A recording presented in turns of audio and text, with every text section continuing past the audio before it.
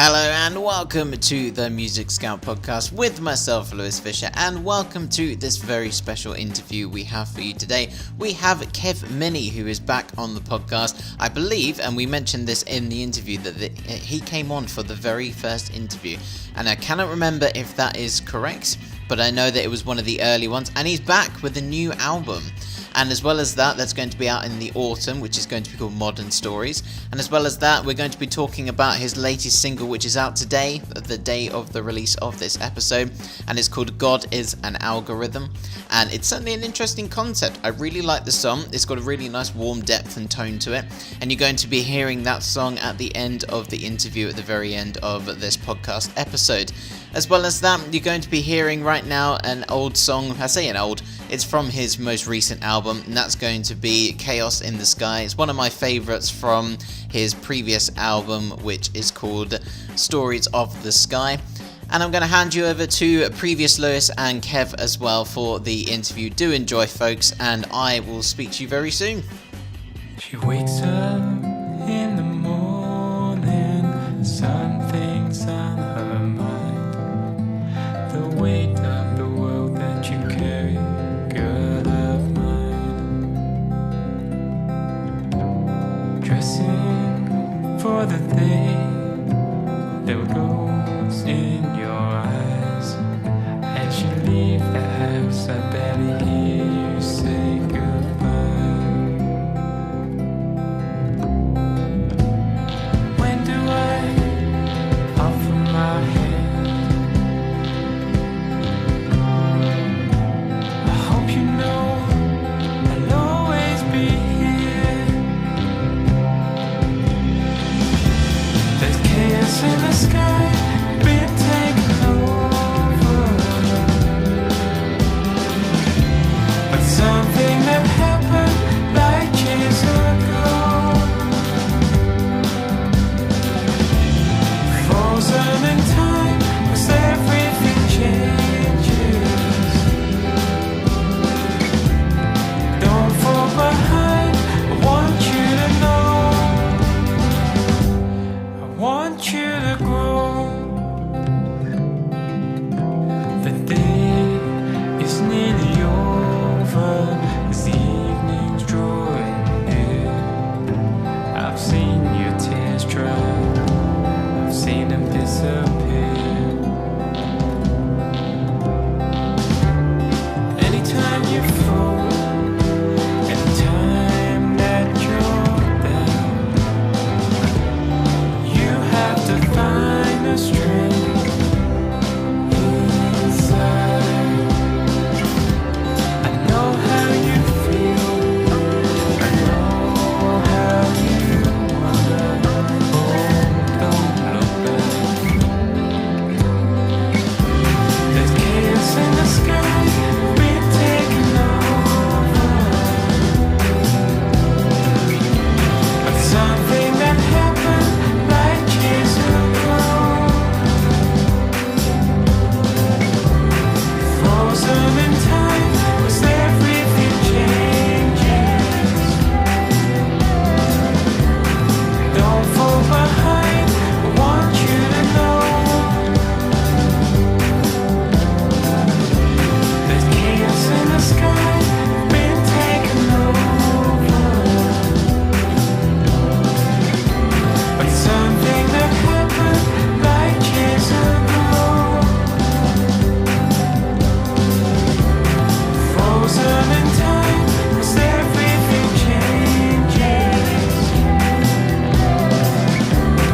Don't fall behind, I want you to know, I want you to grow. So I am here with Kev Minney, a folk and acoustic artist. How are you doing today? Yes, good. Good to have Hello you there. back on the podcast. Yeah, cheers. So I remember last time we were sitting in your living room and Oh, yeah. drinking wine with Rupert and Steph as well. Yeah. I think was that about a year or two ago now? I can't remember, but It it might have been 2 years ago. was 2 years ago. Time Time flies, eh? Yeah, because I know that was one of my first interviews I did for the podcast. And now Really? you're back. Yeah, it was one of the first. Yeah, but things Yeah. have changed. We have new single out. We have new album out very soon. It's lots of things are happening for you. Yeah, so like since we spoke here, I've released the first record, and that's gone well. And since then, I wrote another 10, so I've got a second record coming out. I think I've not set like a date yet, but I think it's going to be out in autumn time, I think. But that might change. I always find with the music world that as soon as you go for a certain date, it's always another 2 or 3 months later. So it's going to be, but I'm trying to stick to, I'm just kind of loosely planning stuff. But the focus now is on this song, which is coming out today. I'm sure this podcast is coming out today, which is the 19th, of April. Yeah. And I'm looking forward to how people react to this, because it is a bit different to my older songs. Yeah, so you've got God is an Algorithm coming out 19th, which is technically today, pre-recording, but we will be out on the day. And so that's going to be coming out, and it's certainly a very contrasting single title to begin with. My initial thought was that it's definitely going to catch people's eye. Was that the intention for you? Kind of, but no. I would say it was more about what the the song was inspired a podcast that I was listening to, and the podcast was about how algorithms and computers are kind of taking over our abilities to kind of think for ourselves. And I think we're in the early stages of this with social media and so on. Like, it's kind of like a light touch on how things are changing pretty fast, and that's only going to grow quicker. There's like a exponential growth of that techie stuff, and this song is slightly about how we may be a bit naive and a bit like overwhelmed by this technology being here so fast. The main theme of this song and the main message is that God is the acting powerful thing, which is like the deciding certain things for us, and we kind of are getting a little bit kind of brainwashed by technology. Yeah, it's interesting. In a bit of a nutshell there. Yeah, that's so. Would you say that you're saying that everyone's getting involved in this world of social media notifications? Would you say that you only realised that when you found out that you were in that situation and you wanted to write a song about it? Yes, I mean, I think we have all been pretty much aware of this kind of thing happening, and I think I just want. I mean, this whole record is called Modern Stories, and it is about stories of our time, and this is just one of those stories.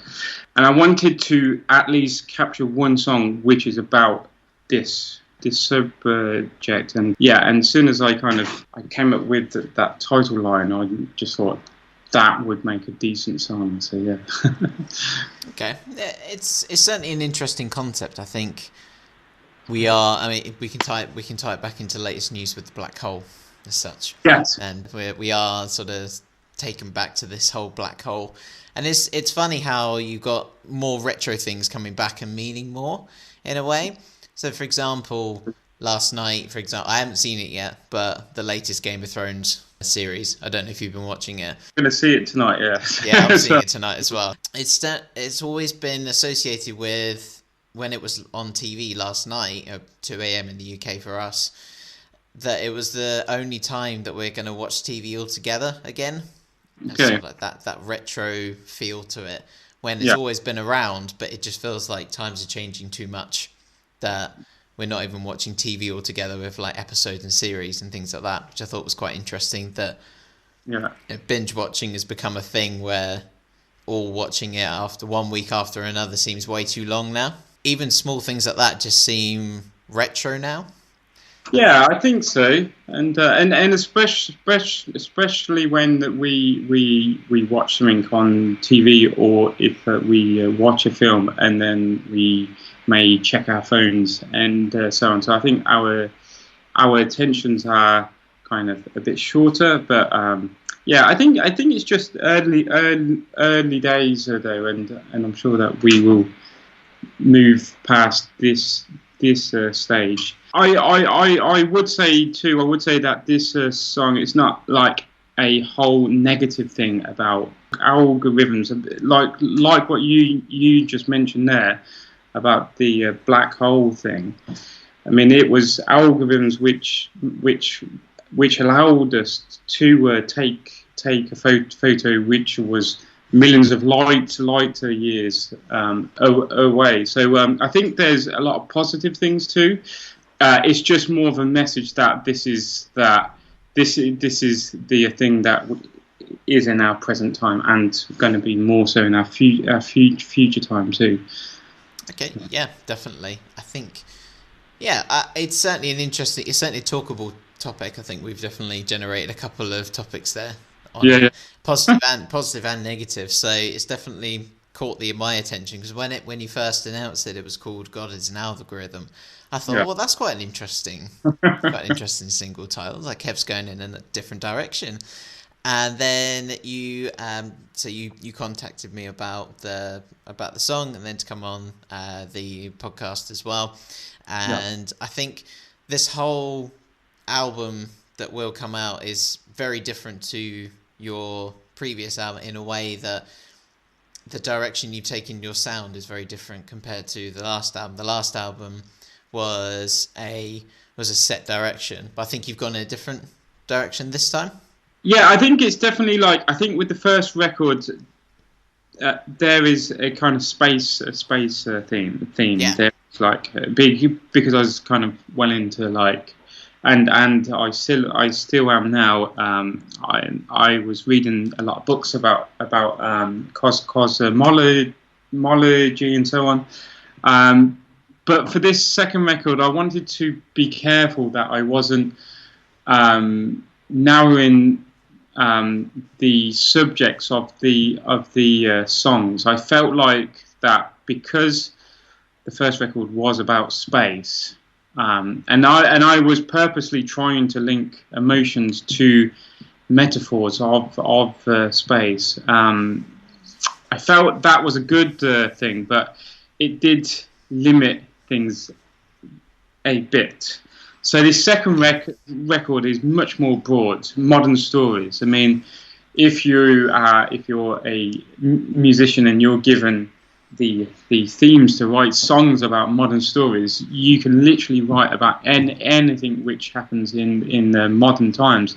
So I kind of had this idea as I was writing the first couple of songs, and I kind of like wrapping things up into like a project form, and having these individual songs represent our times.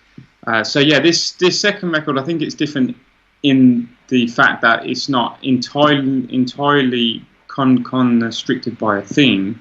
It's got more individual, smaller themes, if that makes sense.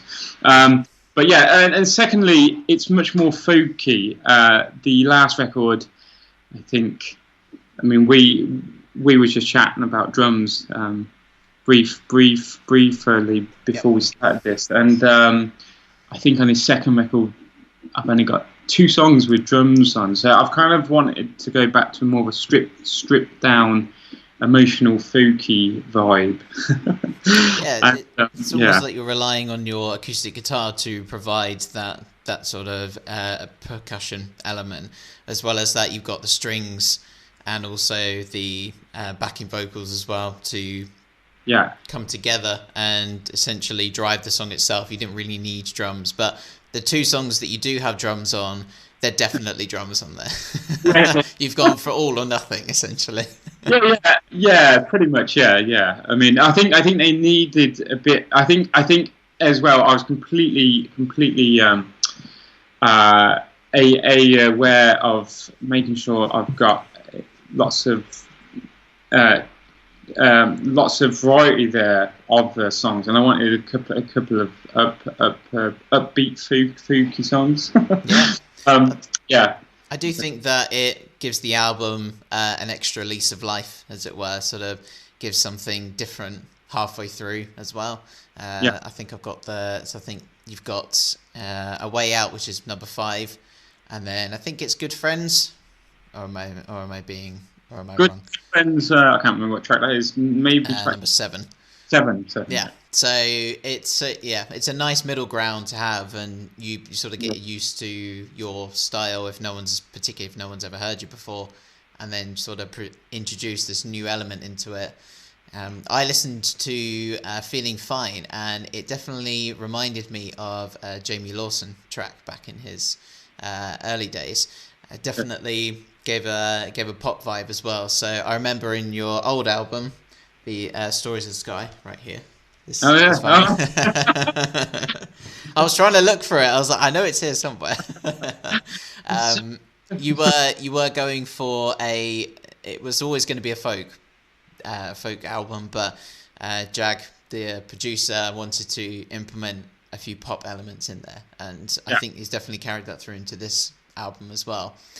Yeah. That leads me on to my next question, which is about Jag, and obviously he's helped you again and produce album number 2. Was there anything in the initial talks about this second album, Modern Stories, that you initially wanted to do differently than the first one? So the first thing I said to Jag was, so I think when I first initially spoke to him, I had about 3 songs, and I said currently got more songs, but these are the 3 I definitely want to start with. And we've always had this process of recording in bits, so we did scattering it a little bit, and then I went away. In over August time, I wrote a few more, and then and so on. The first conversation that I had with Jag was that I wanted this to be more folky, the guitar and vocals to be much more up front. I was listening to a lot of Nick Drake stuff and Joni Mitchell during that time. And I noticed how much that those were the key things, that the vocals and the guitar playing being more kind of in the listener's face.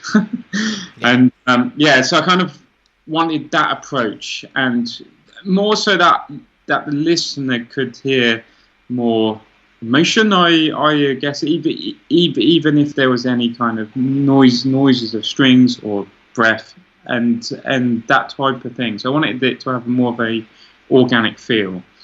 I think that was the first thing. Secondly, I started working with Andrew Stewart Buttle, and he plays everything pretty much. He predominantly plays violin and keys and so on. And we just started working together then. And he is a fantastic player, like super talented guy. And he was just finishing a Lucy Rose tour, and so we started jamming together, and that influenced my songs quite a bit. So he started putting down certain string parts and adding in stuff like mandocellos and organs and so on. So it took like another turn. And then I should mention the process that I do when I make music is I demo all 10 tracks out first, or at least I demo each track before I send to Jag. So like Andy, myself, and Steph. Steph is my partner who sings backing vocals and plays piano. Kind of were jamming quite a bit, and then we kind of laid down certain demos, and then we would send them to Jack, and then Jack would add his stuff in, and he would chop and change a bit. So there's definitely like a few different levels to each song. Okay. And you started writing these between Stories of the Sky? So when Stories of the Sky came out, you were already writing for the next album? Yeah, so I had the song Man of Steel. That song is quite old. I wrote that song about 4 years back. And I think I had Stronger and Magic written as Stories of the Sky was coming out. So yeah, there was some kind of songs there. But saying that, when Stories of the Sky was recorded, I took about 6 months to release it. So there was that time frame of a bit of a gap there.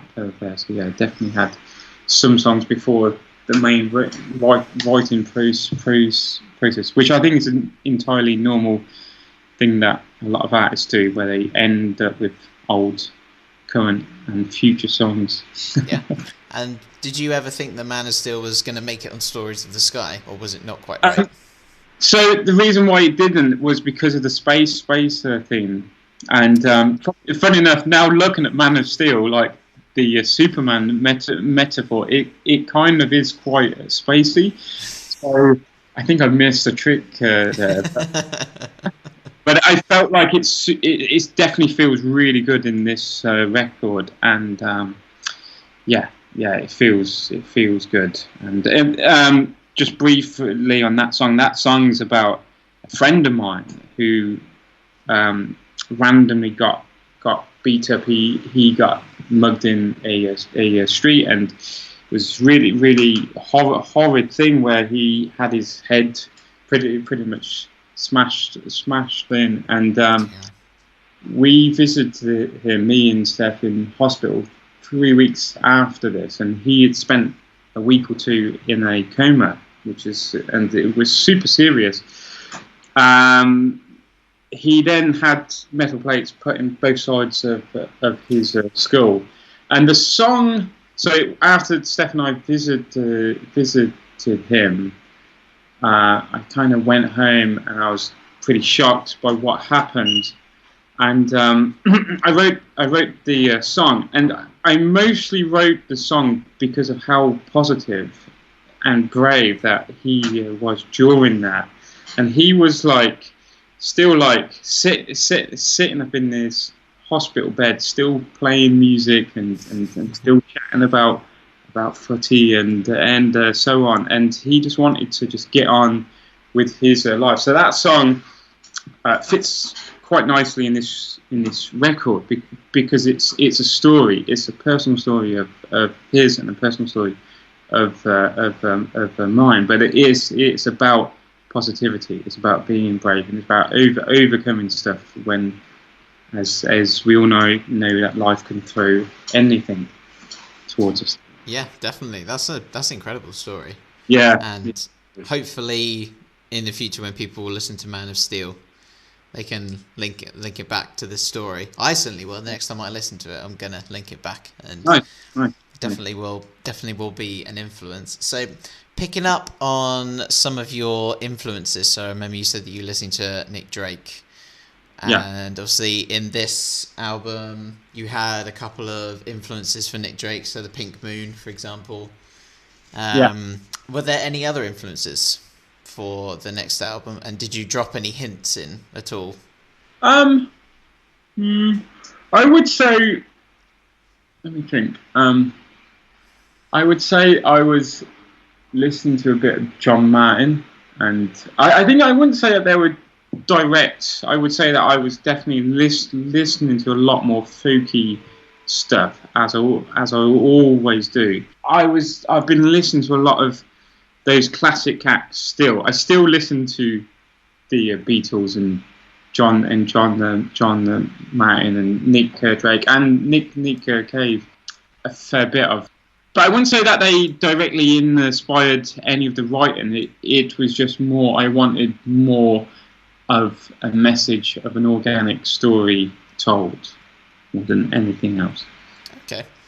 Yeah, and has the previous album influenced you at all in terms of Stories of the Sky and your songwriting technique? Has that influenced this album? In terms of I've learned a lot. I mean, from the process of writing to the process of recording songs. I think the biggest thing I have learned is that is to not be afraid of being honest and not be afraid of just letting things out and just telling stories as they are. And maybe a little bit in Stories of the Sky, I held back a bit.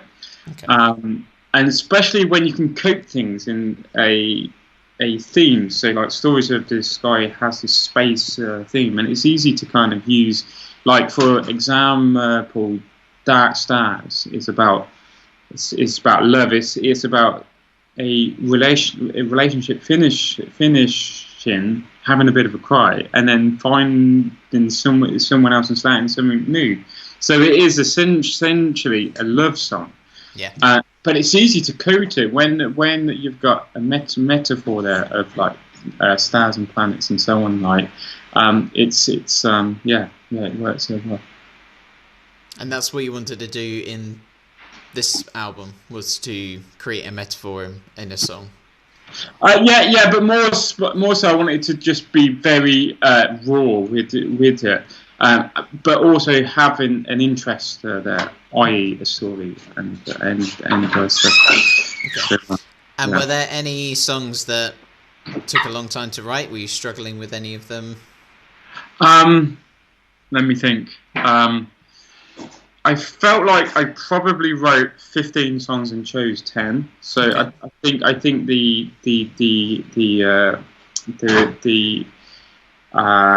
method was quite good. It was a quite an effective way. There wasn't many songs that I chucked, and in fact, the songs that I didn't use, I've still occasionally played.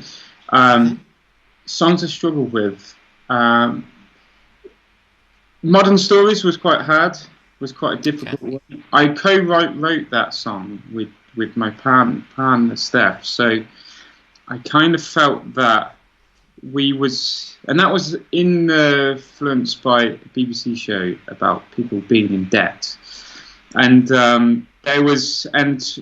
we had we both wrote these lyrics and so on, and I think on that song I was struggling to make sure that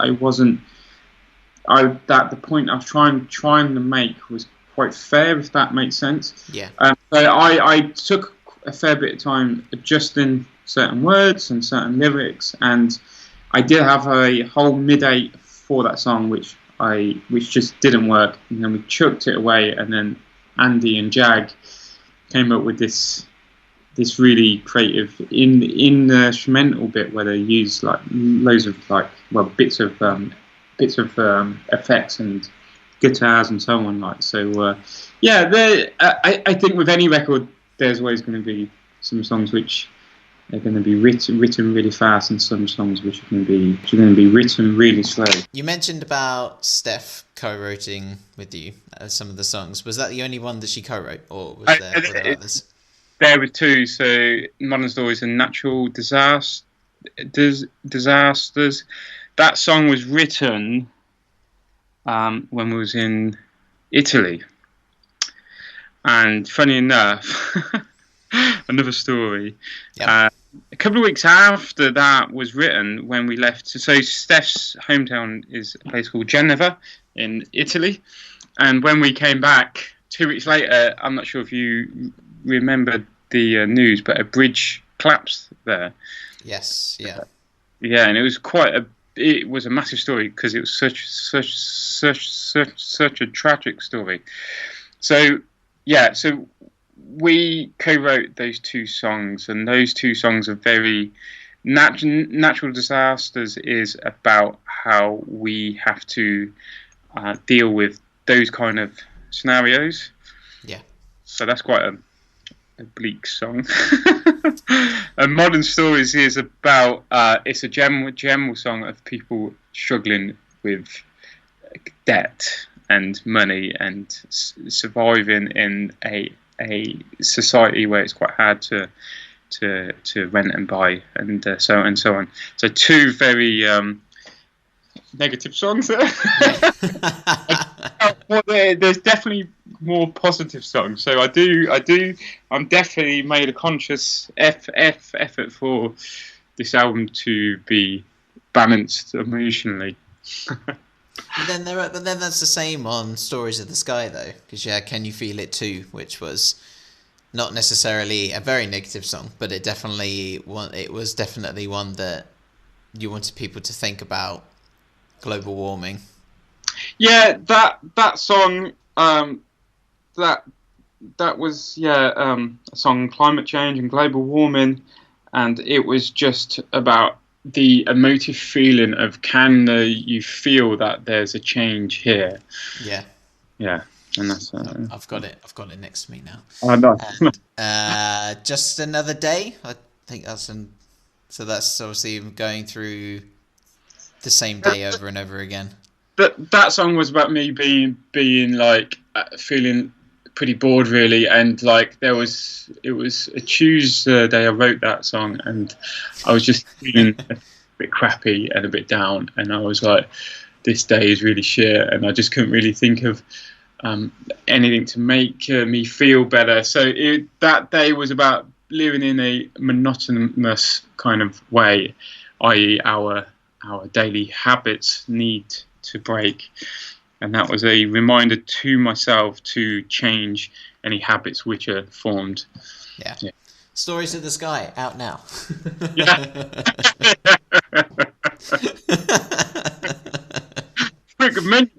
Mention a positive one. So as well as the writing for the album, you've been gigging around the UK quite a lot as well over the last year and a half or so. Yeah, I've been randomly playing shows, and I've been doing tours. So I think the last time that we spoke, I played in Germany twice. So we did 2 tours there. You did, yes. Yeah, that was cool. So we played there last February when it was freezing cold. Do you remember the cold snap? And oh yeah. I always remember being in Lubeck and it was minus 18. Oh my and God. I remember lugging my gear from the car to the pub at what we was playing, and almost feeling that is this worth doing this today? But no, but that tour was brilliant. We had such a great time.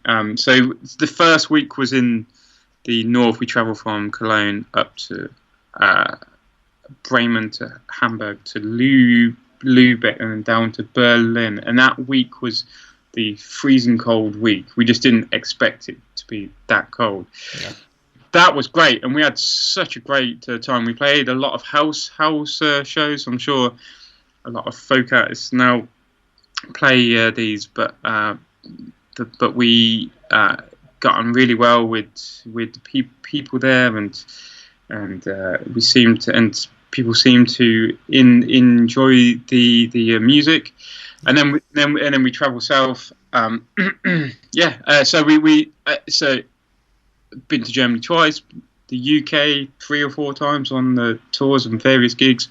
If it's Sofa Sounds gigs or house concerts or playing in pubs and so on. So yeah, I've been playing a hell of a lot really, and going to be playing a lot more soon. Soon. But for now, it's the focus is on the 27th in Brighton. So if any of you listeners here live in Brighton, there's myself and my partner Steph have our single launch gig show there at St Nicholas Church. So St Nicholas Church in Brighton on the 27th of April. And we have a bar. And you have a bar. That's the main thing. But then you've also the link for the show will be in the description as well, so cool. You can all go and check that out there. As well as I thought I'd touch on this before I go to Sofa Sounds, because you mentioned Sofa Sounds. I wanted to mention that, but as well as I wanted to have a bit of a nostalgia session with. As well as that, I'm going to leave a link for the documentary we made for Stories of the Sky. Yeah. That was so much fun. I enjoyed doing that. It was, wasn't it? That was, what, 6 months' work? Yeah. Yeah. That was good fun. Yeah, definitely. So it's me, George, the cameraman, and Kev making a documentary for the album Stories of the Sky, and we had a blast. It was some days it was cold, some days it was really sunny and really warm. And I believe the last shot of the documentary where you're walking along the Brighton Marina, you're in your shorts. Yeah, I forgot about that. I remember that day being super hot. Oh my god, it was like bake and hot. But yeah, it was great to interview people like Dan who did the artwork for that record, and just the general team in the Valve, and it's always I always say that making a record, it always is about a large team of people. It's something that you always need to pull on different people's skills and so on. Yeah, definitely. I think Dan's section was one of my favourites to film. Actually, it was so intriguing to hear it. Is he doing the next one? Have you got somebody else in for the artwork for this? So I've not done the artwork for the album cover yet. Oh, okay. But my original idea was I was taking a lot of photos myself and editing in those, but it's kind of like I realised that that's harder than I thought. I'm kind of doing a bit of both really. It's going to be dependent on the song. So like with the God is an algorithm rhythm song, it made so much sense to take a still of the video because it was perfect for this song. The second single, which is going to be Man of Steel, which is going to come out in May. Oh, great. Again, worked really well with the still from the video. So those two single covers are kind of shots from the video. But I have, like, for Stronger, I have taken this really cool photo of these cranes in Brighton, and I kind of got this like black and white imagery, and it just works really well. Okay. And, So for God is an Algorithm video, then could you tell me a bit about that? Because I haven't actually seen it yet. So I haven't seen it. I'll send you the link. It's basically a TV screen, and it's like a lyric vid, but there's this TV screen goes from the 1950s to our present time of how technology has grown. The camera comes away from the TV screen, and on the TV screen, as I just mentioned, there you see the technology growing as such, and the lyrics. I think I was trying to get the lyrics across more than anything else. So the lyrics are the main focal point. That is the central point of this vid. But yeah. Okay. And then, who created this music video then, and how did you get the idea for it then? It was a team called Wild Stag Studios in Brighton. Originally, we had this idea of putting the TV on like a mannequin's head. So we got like a doll's body, and we was going to do this thing where we're trying to make its arms move and take the TV off and move it about and then throw it on the floor. And that was to represent that artificial intelligence was going to take over the TV and then be in control of its own body. But we found that was really hard to film. Impossible. So we just kept the TV scenario there. You didn't have to buy a new TV then. You didn't smash the previous one up. No, but that would have been fun. Maybe you should have done just to see if it would have worked.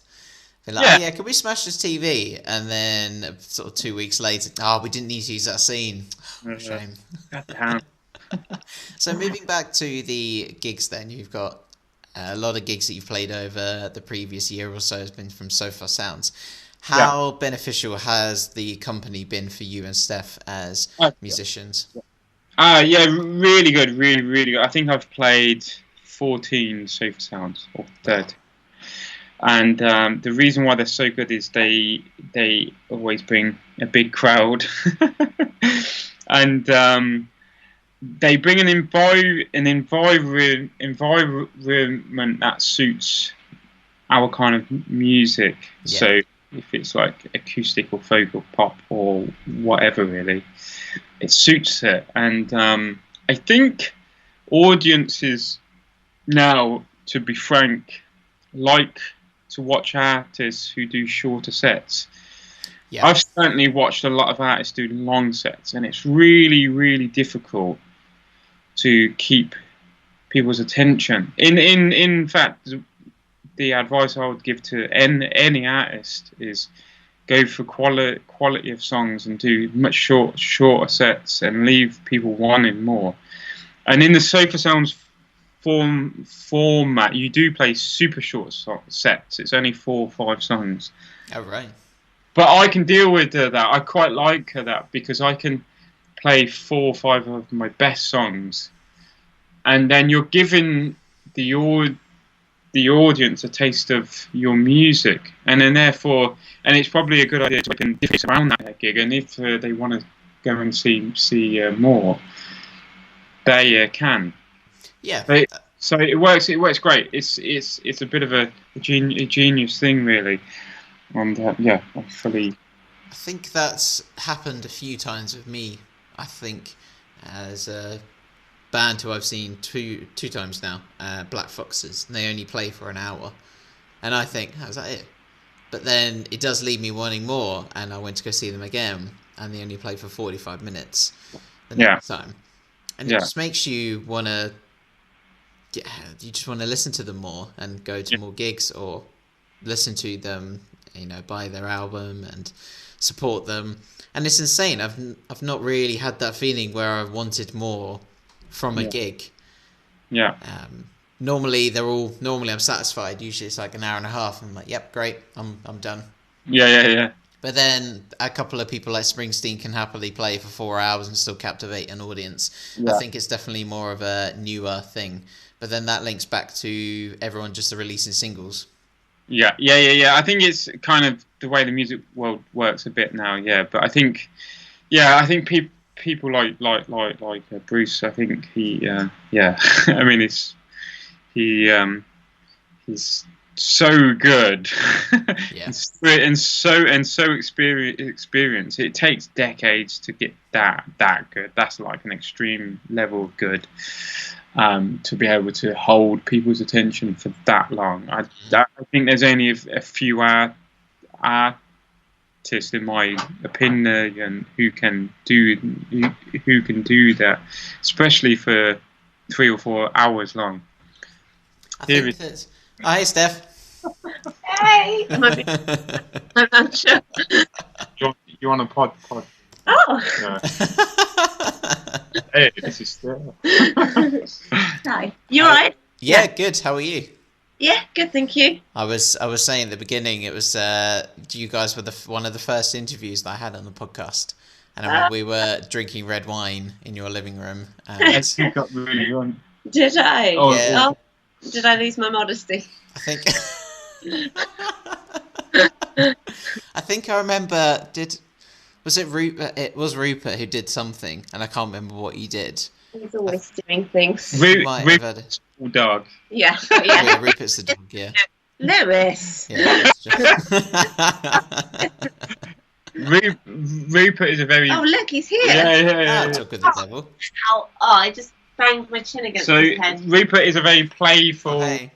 Schnauzer who Just banged his head against who my is chin. very friendly and loves people and dogs and chasing things. Like most dogs. Yeah. And he has huge ears. He's a dog. I mean, look at those ears. He's been sussing our albums for us. Yeah. We know he's good because of his big ears. He's definitely been keeping Jag company whilst you guys been recording. Well, yeah. Yeah. Yeah, he definitely does. Yeah. We were just talking about Sofa Sounds Oh yeah. and how amazing the company is and Yeah, how good it's been for you guys. It's been amazing. Yeah, they're so good for musicians in terms of they're promoters who actually get people to gigs, and they don't expect you to do that, work for them. Yeah. And they pay you, and It's great. I you mean, get like, to play to a lovely audience that listens. They make the audience respect the artist. And, yeah. I mean, like a good example of that is when we have our gig in 2 weeks' time, or in a week's time. Yeah. We have to have the pressure of making sure we get enough people there, and it's another job as well as making sure you're playing well and you're practiced stressful. and you've organised with the other people playing and so on. Like so. That concept of what Sofa Sounds do is great because they do take that stress away. Yeah. And then there's 13 locations now, I think. I think there's maybe a few more around the UK, but Oh no, There's there's across the world. there's 450 really? now. Yeah. Maybe I'm thinking just in Gloucester or Gloucestershire. No, it started off in the UK in London, and they have like 4 or 5 there per night in that city alone, and then they have one in every major city. Mm-hmm. Yeah, Because there's actually one going on in Bristol, which is probably the most local city to me. So I could probably go down there and check out Sofa Sounds in Bristol. Essentially, go and check out because they support some amazing people. And I've seen a few people who've played at Sofa Sound gigs and sort of gone on to do amazingly. So like Tom Adele, Hosier, Emily Sandé, Bastille, for example. Yeah. Yeah, It's a good concept. Yeah. And another thing to add to that, I played another house show recently, a random one in London, and there was this guy called Chris, really nice guy, and he's doing this similar thing, but he's doing it independently. So, and what a lot of people are doing, a lot of hosts, is they are just putting on gigs within their house, and so it's the same concept of what Sofa Sound does and what they've been doing, but this is they're organising it themselves, and their neighbours come over, and their neighbours bring food and drink and stuff. So it is again.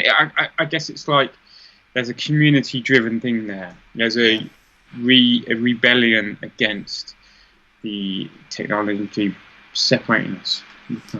Especially when there's a lot of independent venues closing down now as well, and you're left with the big. You're either going to play at Sofa Sounds or independent people's houses, for example, or you're playing big arenas essentially. Yeah. I think people want that experience now. I think they want that comfort of an environment where they can mingle with the artist and with meeting new people. So it's not only about the music; it's about making new friends, eating food. I think also there's eating food and drinking and just mingling. Drinking, mingling. That sounds good. I think there's another underlying thing there where it's because it's that intimate for house shows, for example, that you can't really hide the fact if you're chatting all the time. So linking back to your thing about keeping people's concentration, I found over the last year or so that when I'm at gigs, there's a lot of people talking consistently. Yeah. whether it's the support act or the main act, it doesn't really matter. There are still people talking behind me, and it irritates the shit out of me. Yeah, and all of these house shows hold this policy of look, come along, don't talk when the act is playing, but then chat when they are finished. And again, that backs up another point of keeping your set quite short. Yeah. Because then, if people don't like that music because they might not know what they have come along to see, then therefore it's not a long wait for them to kind of move on and do something else and chat and so on. Like. Yeah, I think it's everything links back to your single. That it's an algorithm, and everything's an algorithm. Though. Yeah. Hey, so we're going to wrap up the interview then. I'm going to give you the floor, Kev, and you're just going to tell the listeners and tell the podcast world what's going on with Kev and Steph as well. What's going on for the both of you, and just what's coming up in the future for all your exciting projects. Okay, we're on the floor. We're doing our moves. Yeah. Some banging moves right here. Obviously the single's coming out on Friday, and then there'll be another single coming out in May, which is Man of Steel. I think I just want to go forward as independently and as organically as possible from the sheer joy of writing, recording and releasing music.